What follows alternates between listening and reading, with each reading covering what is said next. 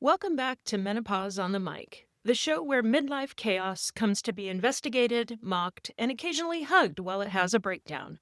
I'm your host, Misti Graham, and today's episode is a full-blown hormonal crime drama. Think Nancy Drew, Cagney and Lacey, Jessica Fletcher, Olivia Benson, and now put them all together, give them hot flashes, moods that swing like monkeys in trees, and a tendency to cry alone in their cars, and that's us.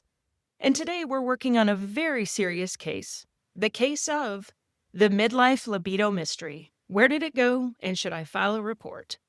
And let me tell you, if my libido doesn't send a postcard soon, I'm officially calling the authorities and organizing a search party with flashlights and fanny packs. All right, detectives, let's get our badges on and get into it. Part 1. The day my libido disappeared. I'm convinced that it happened overnight. One day, my libido was front and center, twerking like she was auditioning for a music video and trying to pay the rent. And then the next day, crickets. And not even polite crickets, rude crickets. Silence so loud it was practically screaming. And so I did a mental check-in, like, did my libido die, or is it just taking a very dramatic smoke break? Did I accidentally trigger airplane mode on my sex drive? Did I accidentally unplug something important, or is this just my hormones launching a hostile takeover? Nope, it's just gone. And the worst part, my brain didn't even seem worried. I was like, hey, libido, are you there? And my brain goes, nope, but ice cream and Netflix reruns are available. It was basically like calling into customer service and getting that robotic voice that's like, we're sorry, but your libido is unavailable at this time. Please hang up and try again in 10 years. But before we start filing missing persons reports, let's rewind back to the days when your libido was not missing, and it was the main character. Part 2. Flashback to when our libido was on fire. There was a time, and I know it feels like folklore now, but when your libido was basically an overstimulated golden retriever puppy. You'd brush against a throw pillow and your body would be like, oh, hey girl, hey. And your partner wouldn't even have to try. They could just glance in your general direction, say, hey babe, in that voice, and your internal soundtrack would immediately switch to Barry White singing, let's get it on. You shaved above the knee. You wore matching underwear on purpose. You thought quickie sounded fun. And sex in the pantry seemed like a fun idea instead of a guaranteed back spasm and hamstring pull. But then midlife rolled in like, hold up, we've got new policies, new hours, and 0 overtime. And your libido said, I'm tired of carrying this entire franchise, I quit. And so that's the moment I decided to turn into a full-time detective. Part 3. The detective work begins. So I grabbed my metaphorical trench coat, which is really just a long cardigan that I panic bought during a cold flash after a hot flash. I grabbed my magnifying glass, also known as my reading glasses that I keep pretending I don't need, and I start tracking clues like Angie Harmon on Rizzoli and Isles. Clue 1. Hormones acting like rabid Girl Scouts who ran out of Thin Mint cookies. Clue 2. Exhaustion so deep I could fall asleep upright mid-text and actually have. Clue 3. Stress levels that could power a small city if converted to electricity. Clue 4. Casually touching now feels like someone poking a bruise on my body. Clue 5. Brain fog so thick that you could butter toast with it. This crime scene is an absolute fucking disaster. Everything I just mentioned looks guilty until proven innocent, and everything, I mean everything, looks suspicious. So now it's time to bring in the suspects. Part 4, the suspect lineup. So picture it, a classic police lineup, but instead of criminals, it's your hormones. Estrogen shuffles in first. Her hair is a mess, her mascara is smudged, she's sweating through her shirt like she just ran a marathon she did not train for. Look, she snaps. I'm doing the work of 12 hormones with half the staff. I am exhausted. Progesterone? Didn't even bother to show up. She moved to Boca Raton. Testosterone rolls in like, wait, what did I miss? Stress walks in saying, I run this body now. Fatigue is in pajamas and a robe, with her hair up in a messy bun looking like she hasn't slept in days. And then brain fog drifts in like, hey, sorry I'm late, I forgot, everything. At this point, it's clear. The inmates are running the asylum. But like in every good detective story, someone eventually cracks. Part 5, the confession scene. After a full interrogation of my hormones, I slam my hand on the metaphorical metal table and yell, "Body, where were you the night the libido disappeared?" And my body rolls her eyes and goes, "I don't know, I was tired." Tired?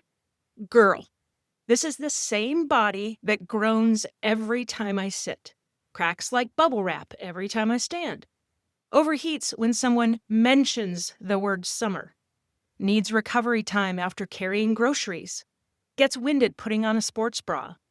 You have been tired since 1993. But libido took one look at those working conditions and called the hormonal labor board. And so now we arrive at the big question. Is libido dead or just missing in action? Part 6. Is my libido dead or just MIA? The official ruling? She's not dead, she's just on strike. Your libido has quiet quit like a burnt-out employee whose boss is circling back, like that beach seagull who refuses to leave your picnic. Her new rules include no talking to her before caffeine, no touching her when she's sweaty, no spontaneity unless sleep, hydration, and planetary alignment are present, no sex if the house looks like a hostage situation. She wants emotional, verbal, and spiritual foreplay, and someone else doing the dishes. She didn't disappear, she unionized. And because navigating midlife intimacy without a guide is basically trespassing in a crime scene, let's refer to the manual. Part 7. The new midlife sex manual. Or in other words, welcome to Sex After 40, terms and conditions apply. Rule number 1. If I'm hot, we're not. If I'm cold, we're not. If I'm finally temperature neutral, you have a 7-minute window. Go. Rule number 2. Foreplay starts days before. Text me, compliment me, and then vacuum something. I already folded the laundry is considered erotic. Rule number 3. Lighting must flatter. If I glimpse pores, wrinkles, back fat, stretch marks, or a disappearing hairline, the deal is off. Rule number 4. Certain zones are now by appointment only. Some are fully closed for renovation. Rule number 5. Incorrect boob handling is grounds for immediate shutdown. Rule number 6. Once the bra is off in a we're done for the day way, game over. We do not reopen for business after closing hours. Rule number 7. I need to know the agenda. Who's doing what, for how long, and are there snacks after? Rule number 8. Handle me gently. I now function like IKEA furniture, delicate, confusing, and collapse easily. And since we're already knee-deep in the hormonal evidence, we might as well ask the obvious. Part 8. Can we get our libido back? Yes, but not by chasing her. Libido is like a cat. Chase her, and she hides. Ignore her, and she just might jump on your lap. But what actually helps? Here's some tips. A coma-level nap, the kind where you wake up not sure what year it is. Good sheets, because scratchy sheets kill the mood. 0 responsibilities. Being touched like a crystal wine glass, not poked like a doorbell. A cold breeze hitting you during a hot flash like the actual hand of God touching your face. A thermostat set to Arctic Queen. Bra-free weekends. Showers with no one knocking, yelling through the door, or needing you. And a day where nothing falls, breaks, aches, sweats, or leaks. You are not broken. Your libido just refuses to work in unsafe environments. And once you see the facts laid out like that, the only logical next step is to flip open the case file labeled Shit We're Finally Ready to Admit. Part 9. Wild Midlife Confessions. This is the part where we all nod in uncomfortable agreement about why our libido may have gone AWOL. My vibrator is more reliable than my motivation. I said maybe later in March. It is now not March. I want intimacy, but with no talking, no touching, and no theories about where my libido went. If making the beds counted as foreplay, I would definitely hold a world record. And at this point, anything involving my knees, lower back, or neck is considered a hate crime. So instead of injuring ourselves trying to recreate how sexually active we were in our 20s, let's gather the facts about how we can keep our libido from disappearing again, Part 10. The case of I'd rather do anything else. When you're feeling like your libido has been gone long enough to qualify for a true crime docuseries, just remember what she's competing with. Chips, TikTok, sweatpants, taking your bra off, cleaning the pantry for no reason, plucking chin hairs with rage, standing in front of the open freezer like it's church, doing absolutely nothing. And honestly, if I had to choose between sex and sweatpants, cotton blended bliss wins every single time. And with competition like that, libido never stood a chance. And since the odds were clearly stacked against her, our only move now is to launch a covert investigation of our own. Part 11, the undercover operation. Sometimes we try to outsmart our libido. We dim the lights, put on cute pajamas, light a candle, shave things that never see the sun. We're basically setting a trap. And libido? She's hiding behind a metaphorical ficus like, shh, shh, don't move. If we stay quiet, she'll just go to sleep. She's out here in stealth mode like she's in a spy thriller movie. If she doesn't want to be found, she becomes the Carmen Sandiego of your body. And when she does decide to show up, it's not without demands. Part 12, the hostage negotiation. Picture it, a hostage negotiation scene. You're on one side, libido's on the other with a megaphone. Thermostat at 65, a clean, non-chaotic house, interrupted alone time, a back rub with absolutely no hidden agenda. And honestly, all of that feels reasonable. But even if you grant all her wishes, there's still yet another plot twist in this mystery.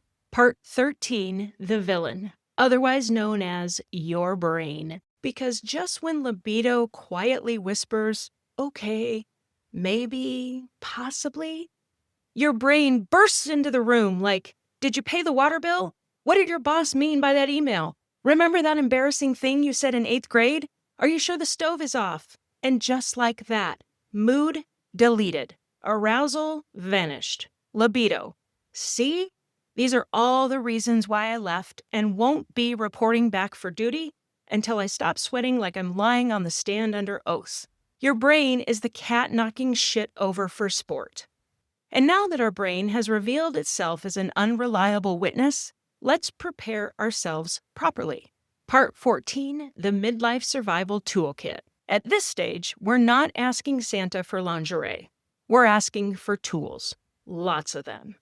Essentials include a fan powerful enough to lift a 747 off the ground, AC that's set somewhere between Meat Locker and North Pole Research Station, Costco-sized lube and battery packs, snacks of all categories, including salty, sweet, crunchy, and emotional support. Pajamas so soft they feel like angel wings. A lock on the bathroom door. Time alone where no one calls your name. A mattress that supports your joints and your will to live. And a partner who understands not tonight means not tonight.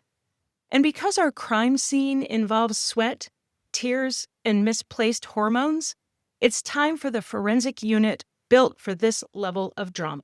Part 15, the Hot Flash Forensics Lab. So let's examine all of the actual lost libido evidence.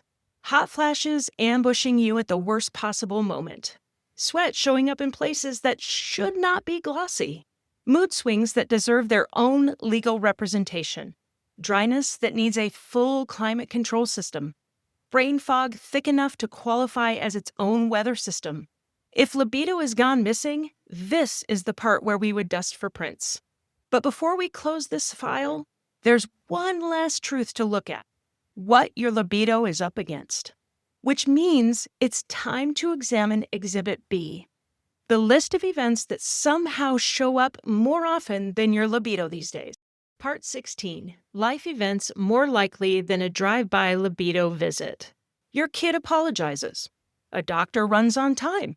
Your jeans fit from last year. You wake up rested. You remember a password. No hot flash strikes at the worst possible moment. You hit every green light on your way to work. And your partner gives you the remote with zero commentary or judgment. And if that's not the mating call of someone begging for a rule book, I don't know what is. The explicit survival guidelines for interacting with a woman whose libido has vanished under suspicious circumstances. Part 17, the Partner Training Manual, Missing Libido Edition, for partners who have accidentally become persons of interest. Because if we let them keep guessing, Keith Morrison will be narrating our downfall. So let's give him the fucking rules.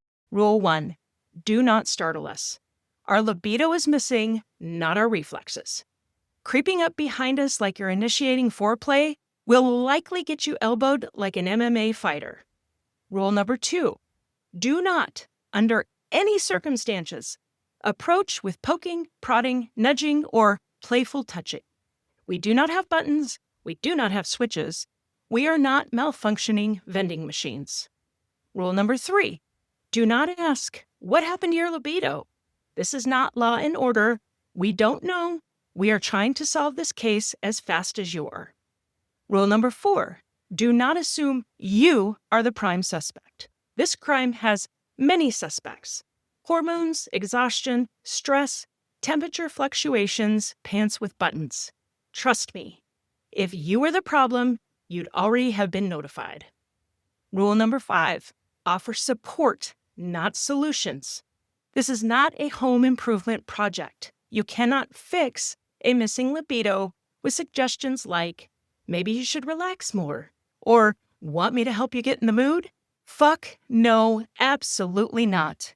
You will promptly be escorted out of the investigation.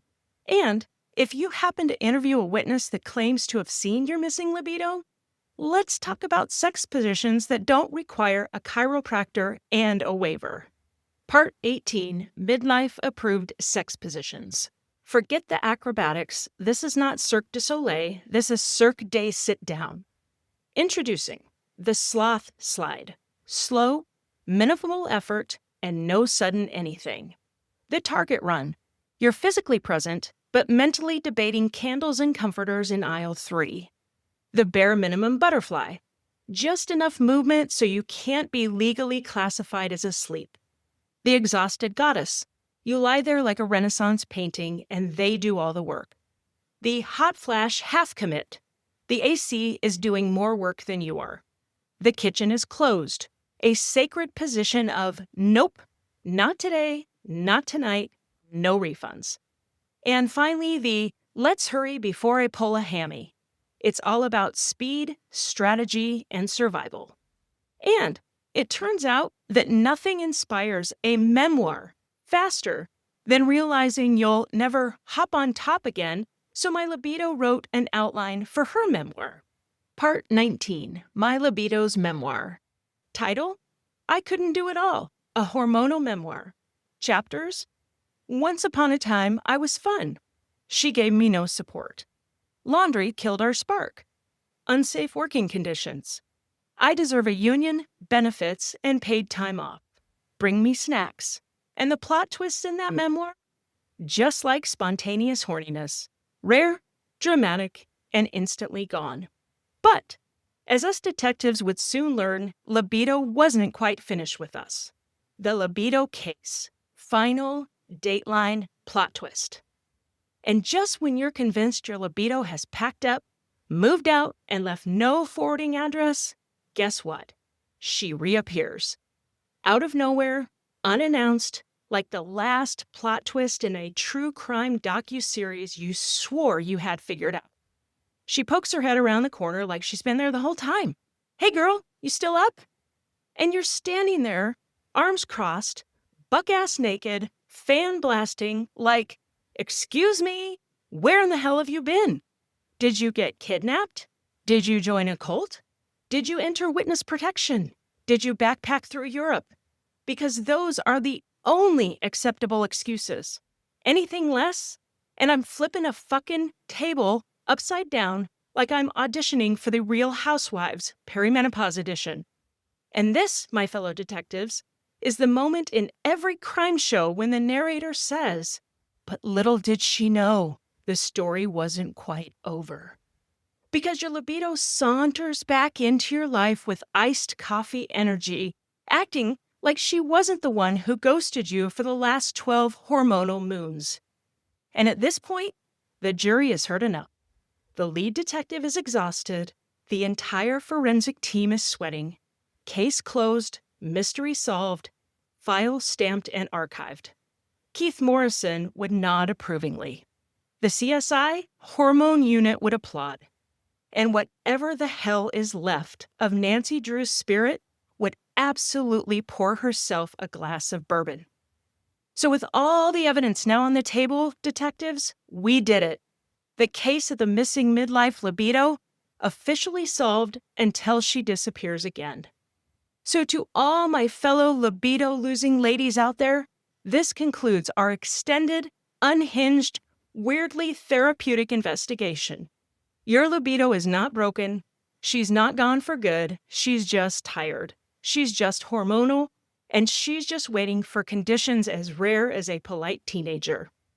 If this episode of Menopause on the Mic made you laugh so hard you had to cross your legs so you didn't pee, please subscribe, download, follow, leave a review, and share the show with every other hormonal investigative friend who thinks she's alone. She's not. She has us, the Menopause Mafia. This is Menopause on the Mic. I'm Misti Graham, and I'll see you next week for more Midlife Madness.